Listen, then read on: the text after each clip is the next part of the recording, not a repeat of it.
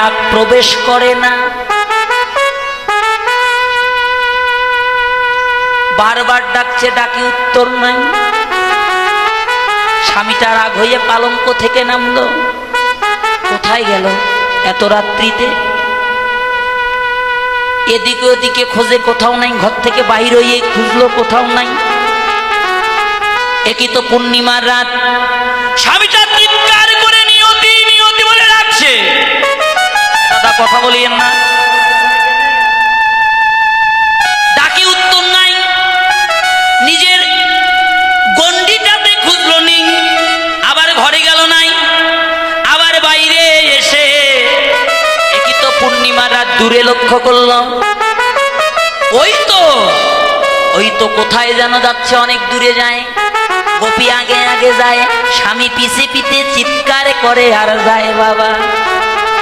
তবু স্বামীর ডাকে একবারও পিছন ফিরে তাকায় না। দৌড়ে গিয়ে স্বামীটা পদ আগলে দাঁড়ালো সামনে। এই কোথায় যাও এত রাত্রিতে? হাতটা ধরেছে। এত ডাকছি, আমাকে না বলে তো কোনোদিন ঘর থেকে বাহির হও না। গোপী বলছে, স্বামী গো আমার হাত ছেড়ে দাও। কেন? ওই দেখো আমার পতি আমায় ডাকছে। পতি মানে স্বামী। এই তো আমি তোমার পতি, তোমার সামনে আছি। বলছে, না না গো, আমার আর একজন পতি আছে, সে আমায় ডাকছে, তুমি আমার হাত ছেড়ে দাও, যেতে হবে। কি বললে আরেকবার বলো দেখি, কে ডাকছে? পতি ডাকছে।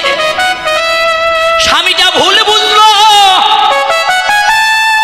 চুলের মুঠিটা টেনে ধরে ঘরের দিকে টেনে নিয়ে যাইতে লাগিল। একদিকে স্বামী টানে, আর একদিকে পরমপতি গোবিন্দ বাসিতে নামে করে টানে। কোথায় যাবে?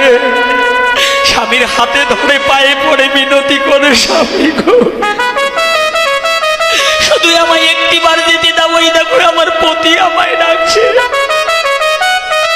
বারবার পতি পতি বলছে। চুলের মুঠিটা ধরে আঙ্গিনায় নিয়ে গিয়ে একটা লাঠি দিয়ে সর্বাঙ্গে আঘাত করলো। ভুল বুঝলো, অপয়া কুলোটা পরপুরুষের সঙ্গ করো,